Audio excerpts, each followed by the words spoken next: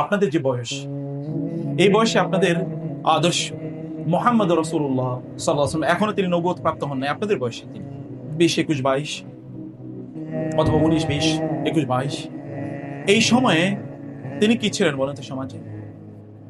এই সময় তিনি কি করেছেন? সমাজে যখন কোনো ঝগড়া বিবাদ মারামারি লাগে, তখন লোকেরা কেবল তার কাছে আসে, আর কাউকে তারা ট্রাস্টে নিতে পারে না। কারো অ্যাকিউমেন্ট, কারো ইন্টেলিজেন্স, কারো ইন্টেলেক্ট, কারো কনফ্লিক্ট রেজলিউশন এর উইজডম, এটা তার কাছেও যায় না। কেউ তার প্যারালাল না, কেবল তার কাছে আসে। আযা মুহাম্মাদুন আল আমিন রাদিনা বিকদাইহি, this is Muhammad. If his name is proposed, then everyone agrees, যে তার নাম উচ্চারণ করা হয়, যে তিনি সমস্যার, দ্য ক্রাইসিস ইজ দেয়ার, সমস্যা এখানে তৈরি হয়েছে, সমাধান কি? তার কাছে লোকেরা আসতে হয়। আমাদের ইয়াং জেনারেশন, আপনি যারা ইউনিভার্সিটিতে আছেন, আপনারা বলেন তো, আপনার part of crisis or part of problem নাকি পার্ট অফ সলিউশন? বলতে পারেন? আপনাকে প্রবলেমের পার্ট নাকি সলিউশনের পার্ট? অনেকে বলবেন না। আমি জানি, I know for certain most of us are part of problem. আমরা প্রবলেম তৈরি করি, সলিউশন বুঝি। কোথাও গেলে আগে মারামারি করি, কারণ আমার শরীরে শক্তি আছে। বাসে উঠলেও মারামারি করি, রিক্সা ড্রাইভারের মারি, তাই না? বাসের কন্ট্রাক্টরের মারি। কোনো বাস কেন আমার সাথে ডিস্টার্ব করলো, ওই এলাকার বাস সব ভাঙচুর করে দিই, ওইখানে গিয়ে আগুন লাগাই, ওইখানে মারামারি করি, কথা বলে কাজ বর্জন করি, অথবা কি মিসেল মিটিং ইত্যাদি। এগুলো বাইরে আমাদের কোনো কিছু নেই। How to resolve any problem, any crisis, any conflict. আপনি জানেন বিজনেস কনফ্লিক্ট রেজলিউশন এরকম কোর্স পড়ানো হয়। তো কনফ্লিক্ট কিভাবে, সমস্যা কিভাবে সমাধান করবেন, আপনি তার কাছে আসেন দেখুন না। আপনারা জানেন যে আপনাদের করণীয় কি। আপনার মুহাম্মদকে আপনাদের আদর্শ হিসেবে গ্রহণ করেন সাল্লাল্লাহু আলাইহি ওয়াসাল্লাম। আপনার human capital, social capital, moral capital এটা তৈরি করেন। আপনি একজন মুহাম্মদের মতো হন না সাল্লাল্লাহু আলাইহি ওয়াসাল্লাম। এই বয়সে তার মধ্যে দুটো জিনিস ছিল। লোকেরা তাকে বলতো পরম বিশ্বস্ত, পরম সত্যবাদী। আপনি বলেন তো, আপনি পরম বিশ্বস্ত হন, পরম সত্যবাদী হন? আপনি পরম বিশ্বস্ত হন, লোকেরা বলুক যে মিস্টার অমুক অথবা মোহাম্মদ অমুক অথবা অমুক, খালেদ, ওমর, ওসামা, জায়েদ, আব্দুল্লাহ, আব্দুর রহমান কখনো মিথ্যা কথা বলে না, কখনো মিথ্যা কথা বলে না। হতে পারে তার জীবন শেষ হয়ে যেতে, কোনোদিন মিথ্যা কথা বলে না। Can you take this challenge? আপনি এটা করতে পারেন এবং আপনি জাস্ট কমিটেড, প্রমিসড যে আপনি জীবনের বাইরে এটা কোনোদিন মিথ্যা কথা বলবেন না। And you see that it will establish you in the society, you will become famous. আর কোনো কিছু লাগবে না। আপনি সেলিব্রিটি হতে চান, আপনি কেবল এটা প্র্যাকটিস করুন না। সেলিব্রিটি হতে চান, আপনি সেলিব্রিটি হতে চান, আপনার নিজের ইনভেস্টমেন্টটা কি, আপনি করছেন কি? আপনার নিজেকে উন্নয়নের জন্য আপনি কি করছেন? আপনার নিজের ডেভেলপমেন্টের জন্য আপনি করছেন কি? আপনার ফোকাস কি, আপনার গোল কি? দেখেন তো ছোটবেলা থেকে তার মধ্যে জাস্টিস ছিল কিনা, ছোটবেলা থেকে তাকে আল আমিন বলতো কিনা। তিনি যখন তার মায়ের দুধ, অর্থাৎ তার দুধ মায়ের দুধ যখন তিনি খান, তার বয়সের একই বয়সে, তখন তার বয়স 1.5 বছর, এরকম একটা অবস্থায় তার দুধ মায়ের দুধ তিনি একটা খান, আরেকটা খান না, কারণ একই বয়সের আরেকটা ছোট ভাই আছে তার। What sort of justice it is? এটা কিভাবে সম্ভব? আপনি বলবেন আমি ছোট মানুষ, আমি কিভাবে জানবো? কিন্তু এখন তো আপনি গ্রোন আপ, এবং তার আশপাশে যারা ছিল, আপনি তার আশপাশে আসলে আপনি মিরাকল দেখবেন, আপনি মোজা দেখবেন। কিভাবে মোজা দেখবেন?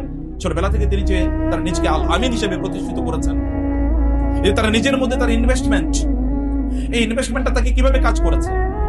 তার সাথীরা যারা তার আশেপাশে ছিল, এই সাথীরা কি করতে জানেন?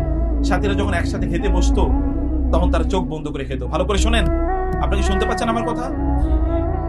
যখন সাথীরা তার সাথে খেতে বসতো, তার সাথে না, তার সাথীরা মানে তার সাহাবীরা তার কাছ থেকে এই শিক্ষা পেয়ে, আদর্শ পেয়ে, এই আমানতদারিতা পেয়ে যখন তার খেতে বসতো একসাথে, তখন তার চোখ বন্ধ করে দিত। কেন খেত চোখ বন্ধ করে জানেন? কেউ বলতে পারেন কেন চোখ বন্ধ করে খেতেন তারা?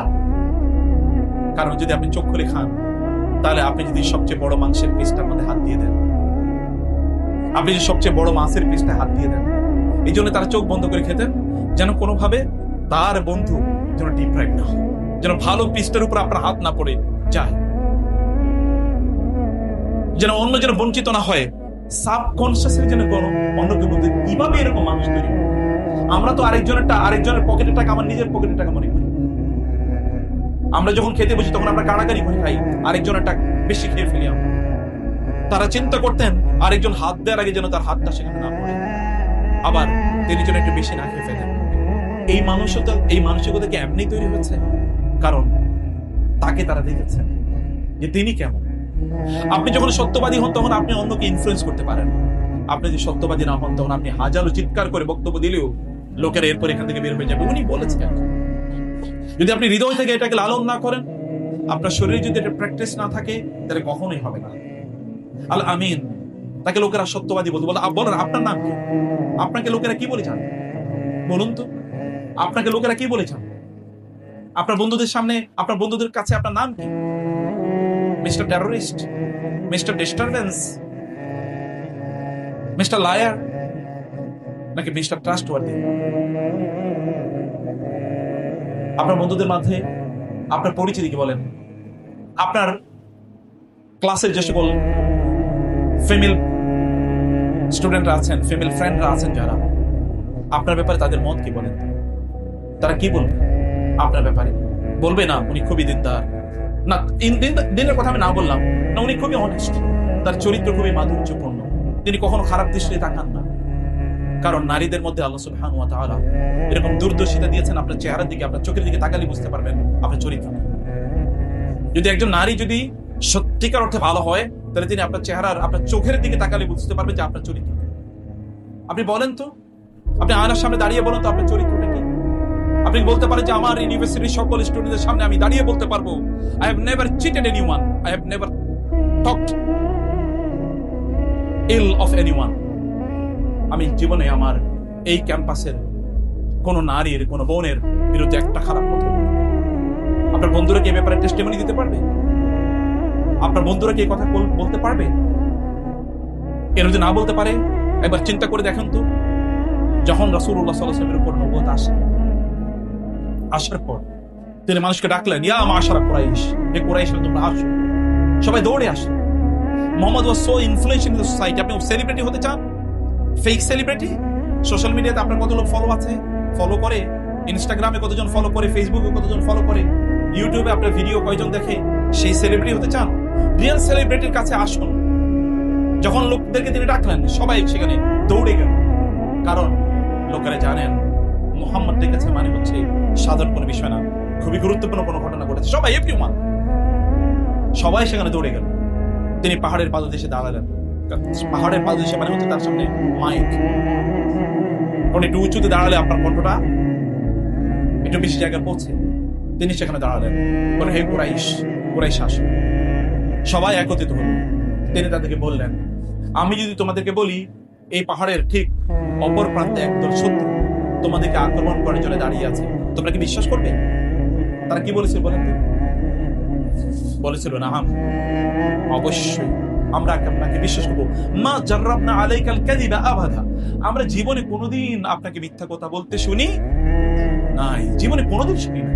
These people, those who will become inimical to him later on, যারা পরবর্তীতে তার শত্রু হবে, তারাও পর্যন্ত কথা বলেছে। বদরের যুদ্ধে আবু জাহাল, বদরের যুদ্ধের বিপরীত পক্ষে কমান্ডার ইন চিফ, লোকেরা গেল আবু জাহেলের কাছে, আবু জাহাল, আমরা তো মুহাম্মাদের বিরুদ্ধে যুদ্ধ করছি, আর চলেন তো একটু আমাদের নিজেদেরকে মূল্যায়ন করি, একটু নিজেদেরকে মূল্যায়ন করি, একবার বলেন তো আমরা যে মুহাম্মাদের ব্যাপারে আপনার মূল্যায়ন কি? আবু জাহাল বলেন তো, বলে আল্লাহি, তুমি যদি সত্য কথা বলতে বলো আমাকে, তাহলে আমি তোমাকে বলি যে I have never seen him speaking lie, he has never cheated anyone and he has never hurt anyone. সত্য করে বলি, আমি তাকে কোনোদিন মিথ্যা কথা বলতে দেখিনি, আমি তাকে কখনো মানুষকে আঘাত করতে দেখিনি, এবং আমি কখনো দেখিনি তিনি মানুষকে চিট করেছেন, মানুষের ধোঁকাবাজি করেছেন, কখনোই ঘটে না। এটা কিন্তু আজকের ঘটনা নয়।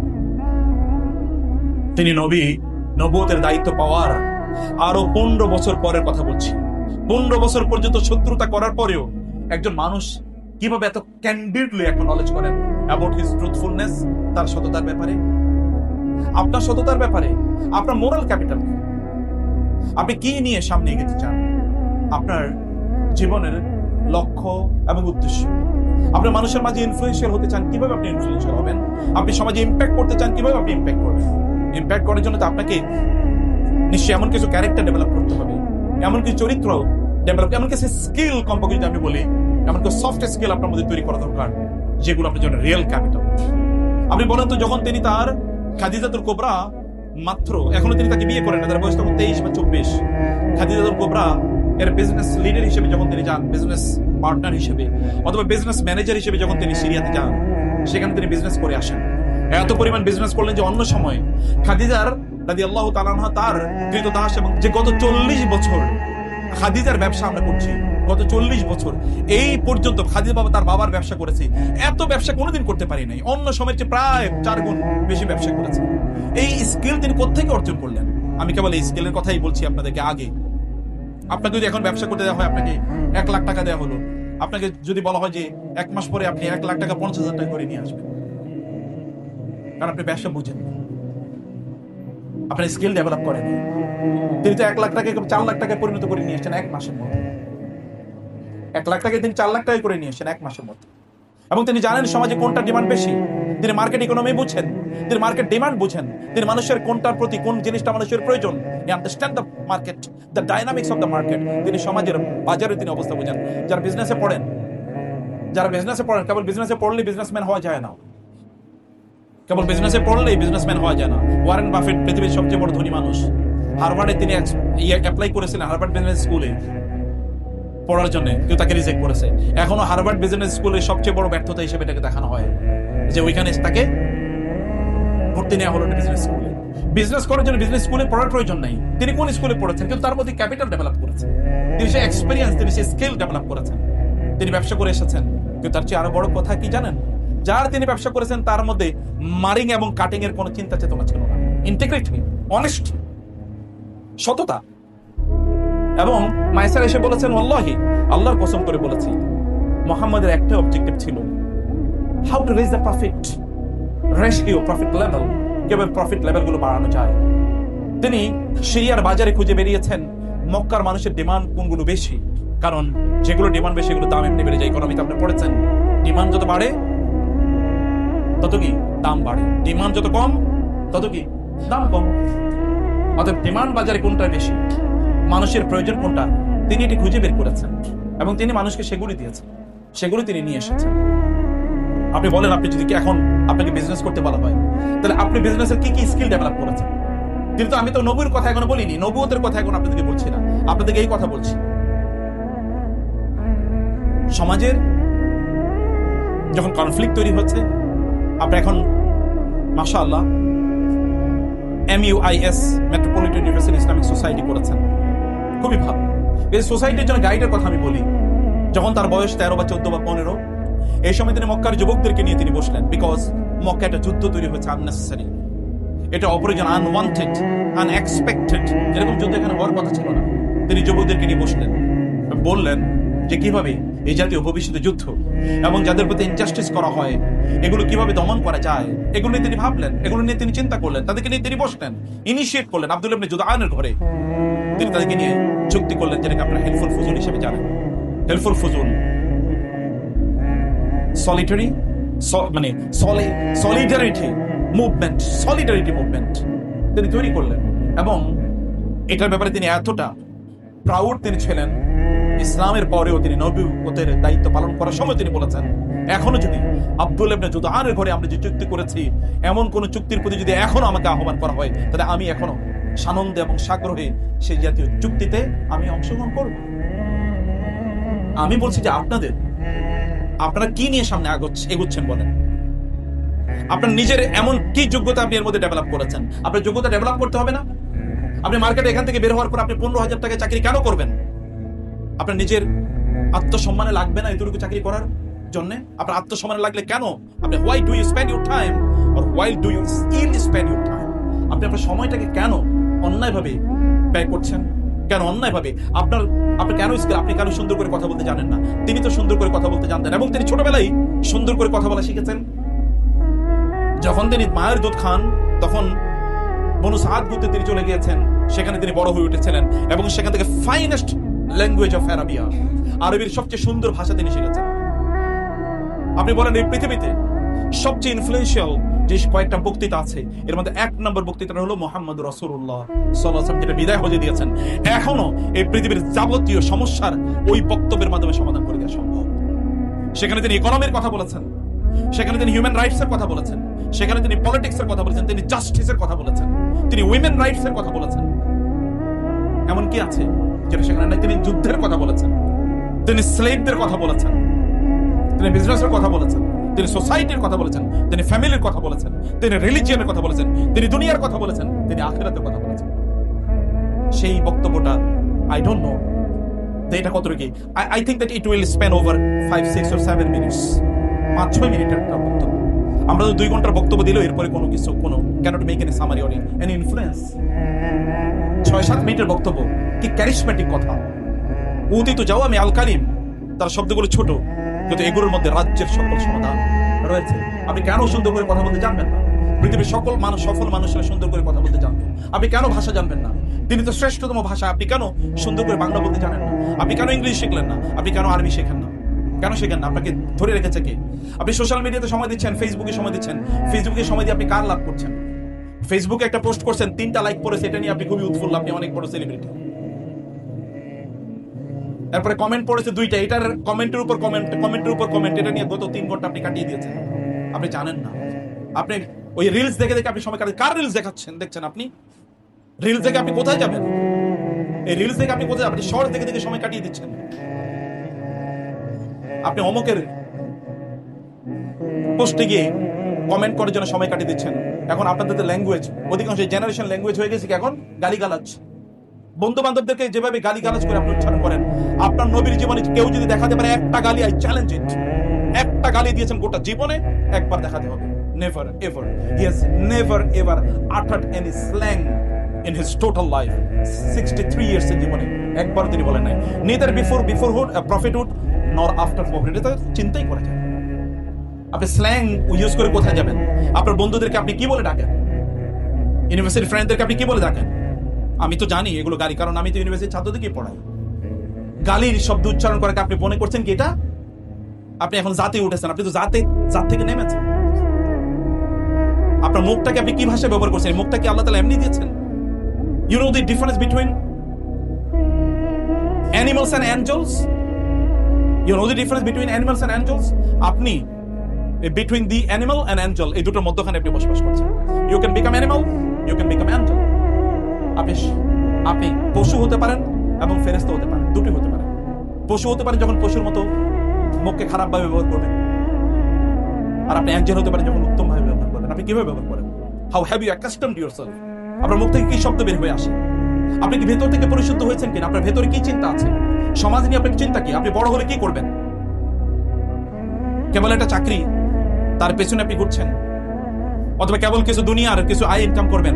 আয় ইনকাম যদি একমাত্র কাজ হতো, তাহলে আপনার এখন গিয়ে তো ডাকাতি করা উচিত। দরকার কি? এবং এই কারণে তো ডাকাতি করে ইউনিভার্সিটির ছাত্র তাহলে কিভাবে কোটি কোটি টাকার মালিক হবে? কেন হবে? আপনি ইউনিভার্সিটিতে পড়তে কেন এসেছেন? আপনার লক্ষ্য কি, উদ্দেশ্য কি? আপনি পড়াশোনা কেন করছেন? পড়াশোনা যদি চাকরির জন্য হয়, তাহলে যে কোনো একটা স্কিল ডেভেলপ করে পড়াশোনা বাদ দিয়ে আপনি চাকরি করতে পারেন, কোনো সমস্যা নেই। আপনার বয়সে যারা পড়াশোনা করে নাই, চাকরি করেছে, ভিডিও এডিটিং করে 50,000 টাকা ইনকাম করা সম্ভব মাসে। আপনি এখান থেকে বিবিএ কম্পিউটার সায়েন্স পড়ে আপনি 20,000 টাকা আয় করতে পারবেন। তার দরকার কি এই জাতীয় পড়াশোনা? আপনি তো এডুকেশন এসেছেন কেবল in order to illuminate yourself, আপনার নিজকে আলোকিত মানুষে পরিণত করার জন্য। আপনি বলেন আলোকিত মানুষ হয়েছেন কিনা? না হতে পারলে আপনার এই পড়াশোনা কোনো কাজে লাগবে না। আপনি যা করছেন সেটা আপনাকে আলোকিত করছে কিনা, আপনার সমাজকে আলোকিত করছে কিনা, আপনার সাথে যারা থাকে তাদের আপনার সাথে থাকার কারণে তাদের চরিত্রের উন্নয়ন হয়েছে নাকি চরিত্রের উন্নয়ন হয় না, নাকি অবনতি হয়েছে? একবার চিন্তা করে দেখেন তো, তার অবস্থা দেখেন, তার চারপাশে যারা আছে তাদের অবস্থা দেখেন। তার চারপাশে যারা আছে, মুহাম্মদ রাসূলুল্লাহ সাল্লাল্লাহু আলাইহি ওয়াসাল্লামকে যদি আমাকে কেউ বলে যে তাকে আপনি মূল্যায়ন করে এক শব্দে, তাহলে আমি বলবো তিনি পৃথিবীর একমাত্র মানুষ, তিনি পৃথিবীর একমাত্র মানুষ যিনি তার চারপাশের সকল মানুষকে সোনার মানুষে পরিণত করেছেন। একমাত্র মানুষ। আপনি যদি পৃথিবীর অনেক খুবই দামি লোকজন, খুবই পাওয়ারফুল লোকজনের দিকে তাকান, তাহলে বলবে তার পিয়ন 650 কোটি টাকা চুরি করেছে, অথবা তার আশপাশের লোকের হাজার হাজার কোটি টাকা চুরি করেছে, ডাকাতি করেছে, মানুষকে হত্যা করেছে, লুণ্ঠন করে। যদি ফেরাউনের কথা বলি, তাহলে কি করেছে? ফেরাউনের খুবই ঘনিষ্ঠ জন, তার নামে কি? কারুন। কারুন কে ছিল? কারণ ইন্না কারুনা কানা মিন কওমি মুসা, মুসা নামের জাতি ছিল স্লেভ, কৃতদাস। কিন্তু এদের মধ্যে ওই সমাজের সবচেয়ে বড় ধনী কে ছিল? কারণ। কারণ কিন্তু মুসা আলাইহিস সালামের বংশের, অত মুসা আলাইহিস সালামের বংশের লোকেরা কিন্তু ফকির, গরিব, তারা একটা বস্তির এলাকায় থাকে। আর ফেরাউনের গোষ্ঠীর লোকেরা সব থাকে রাজপ্রাসাদে, কিন্তু ওই ফেরাউনের গোষ্ঠীর লোকের চেয়েও বেশি টাকা ছিল কার? কারুনের। আর যে হামানের কথা বলেন, এত পাওয়ারফুল মিলিটারি কমান্ডার, ওই একই বংশের লোক। আপনি দেখেন তো, আপনি অনেক পরিমাণ সম্পদের মালিক হয়ে যাচ্ছে ফেরাউনের কাছের লোকেরা, অথচ তার আত্মীয় স্বজনেরা কিন্তু না খেয়ে মারা যাচ্ছে। আপনি অনেক সম্পদের মালিক হবেন এবং আপনাদের সম্পদের মালিক হওয়া উচিত, প্রচুর পরিমাণ সম্পদের মালিক হওয়া উচিত, কিন্তু কেন, কি কারণ এবং কি উদ্দেশ্যে? এই পড়াশোনা যদি আপনি মনে করেন যে আপনি টাকা পয়সা ইনকাম করার জন্য পড়াশোনা করছেন, তাহলে I think that you should quit this. এটা আপনার এখনই কুইট করা দরকার।